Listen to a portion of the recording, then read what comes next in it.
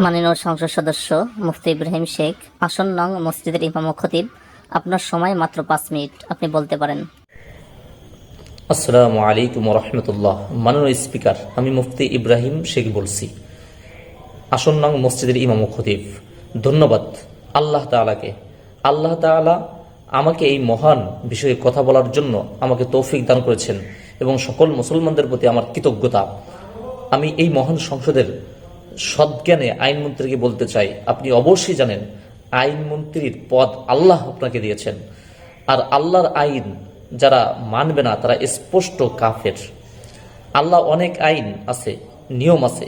একটা আইন নিয়ম হলো, আল্লাহ আইন হলো ছেলে মেয়েদের বিবাহের কোনো বয়সের সীমাবদ্ধতা নেই, যে কোনো বয়সেই বিবাহ বসতে পারবে। অথচ তাগুত এবং পথভ্রষ্ট মন্ত্রীর পাশ করে গিয়েছে, 18 বছরের কমের ছেলেমেয়েরা বিবাহ করতে পারবে না, আর আল্লাহ বলেন পারবে। শয়তানের বানানো আইন বলে পারবে না। এখন আপনি কি শয়তানের বানানো আইন প্রয়োগ করবেন নাকি আল্লাহর বানানো আইনে বিশ্বাস করবেন? যদি আল্লাহর আইন বাস্তবায়ন না করেন তাহলে তো আপনাকে পদত্যাগ করতে হবে। আপনার পদত্যাগ করাই ভালো, তা না হলে আপনি কাফের হয়ে যেতে পারেন। এই সংসদে যারা আল্লাহর আইন মানবে না তারা সকলেই কাফের।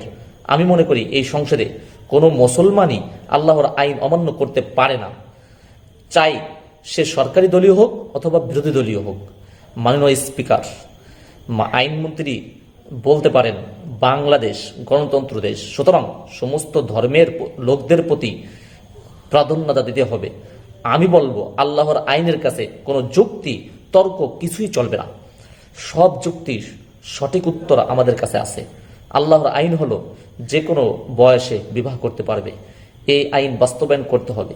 কেউ যদি কম বয়সে বিবাহ না করে তাকে হয়রানি করা হবে না। কিন্তু আল্লাহর আইন নিয়ে কেন এত চুলকানি, আমাদের এটা বুঝে আসে না। অসংখ্য অগণিত অল্প বয়সী ছেলেমেয়েরা অশ্লীল কাজ করতেছে, এরকম অনেক প্রমাণ আমাদের কাছে আছে। সেটার বিরুদ্ধে কোনো আইন বা নিয়ম নেই, বরঞ্চ আল্লাহর আইন এর বিরুদ্ধে আইন পাশ করা হয়েছে। যারা কম বয়সে বিবাহ করবে তাদেরকে কিছু বলা হবে না, কারণ আল্লাহর নিয়ম। আর যারা বলল বিবাহ করবে না তাদেরকেও কিচ্ছু বলা হবে না, সেটাও তাদের ইচ্ছা।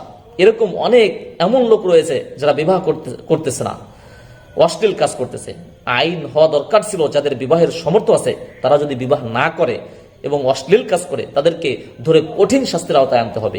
এই বিষয়ে আলোচনা না হয়ে এই আইন বেশি বেশি প্রয়োগ না করে বরঞ্চ আল্লাহর বিরুদ্ধে আইন পাশ করা হয় এবং সেটা নিয়ে বেশি মাথা ঘামানো হয়। এটার মাধ্যমে স্পষ্ট প্রতীয়মান হয় আইনমন্ত্রী আইন পাশ না করে মুসলমানদের অন্তরে আঘাত হানে, ইসলামের প্রতি আঘাত হানে, আল্লাহর বিরুদ্ধে আঘাত আইন পাশ করে।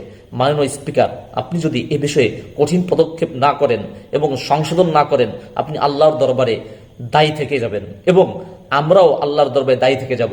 এই মুহূর্তে আইনগুলো বাদ দিতে হবে। আমি এই বিষয়টা সংক্ষেপে শেষ করলাম। আরও এমন বহুত বিষয় আছে ইসলামে, আস্তে আস্তে ইনশাআল্লাহ আস্তে আস্তে আমরা এই বিষয়গুলো আলোচনায় আনবো। আমাকে সময় দেওয়ার জন্য মাননীয় স্পিকারকে অসংখ্য ধন্যবাদ। তবে আমি আমার ব্যক্তিগত বিষয়ে বলি নাই, আল্লাহর নিয়মের বিষয়ে বলেছি। এই বিষয়টা বিবেচনা করতেই হবে। ধন্যবাদ মাননীয় স্পিকার, আপনাকে অসংখ্য ধন্যবাদ। এই বিষয়টা বিবেচনা করবেন। যদি এই বিষয়ে কেউ দ্বিমত আনে তাহলে আমরা মনে করবো মুসলমান না, মুসলমান কলঙ্ক। ধন্যবাদ, ভালো থাকুন। আসসালামু আলাইকুম রহমতুল্লাহ। সমাজের দর্শক, এই যে ভিডিওগুলো আপনারা দেখলেন, যেটা তুলে ধরার কারণ হলো এটা যদিও অরিজিনাল না কিন্তু ডুপ্লিকেট, তারপরেও এই বিষয়টা বলা উচিত মুসলমানদের পক্ষ থেকে, আলেমদের বলা উচিত, এই জন্য তুলে ধরা হলো। এটা তুলে ধরলে হয়তো বা সংসদের মধ্যে সংশোধন হতেও পারে, নাও হতে পারে। অন্তত পক্ষে আমরা এটা বলতে পারি যে এই সংসদে যদি উঠায়ও তারপরে এগুলো পাশ হবে না, কারণ অধিকাংশ হলো ধর্ম অন্ধ, মানে ধর্ম থেকে বিচ্যুত, মানে এরা হলো অধিকাংশ মুরতাদ বা ফাসেক, এরা হলো তাগুত। আর এই তাগুত ডিসাইড করার জন্য জনগণ যাদের ডিসাইড করতে পারে, বুঝতে পারে, এই জন্যই এই কথাগুলো যখন তুলে ধরবে কোনো আলেম তখন বোঝা যাবে যে কে তাগুত, কে এটার বিরোধিতা করে, আল্লাহর কোরআনের বিরোধিতা কে করে। তো আইনমন্ত্রী করতেছে নাকি স্বরাষ্ট্রমন্ত্রী করতেছে নাকি প্রধানমন্ত্রী করতেছে নাকি স্পিকার করতেছে নাকি অন্য কোনো এমপি করতেছে, ডিসাইড করে নেবে, বুঝতে পারবে যে কে মুরতাদ বা তাগুত। এই তাগুতকে চেনার জন্য এটা তুলে ধরতে হবে। সম্মানিত এমপি হানজালা সাহেব এবং অন্য যারা এমপি রয়েছেন তারা এই বিষয়গুলো ইনশাআল্লাহ দৃষ্টিপাত দেবেন।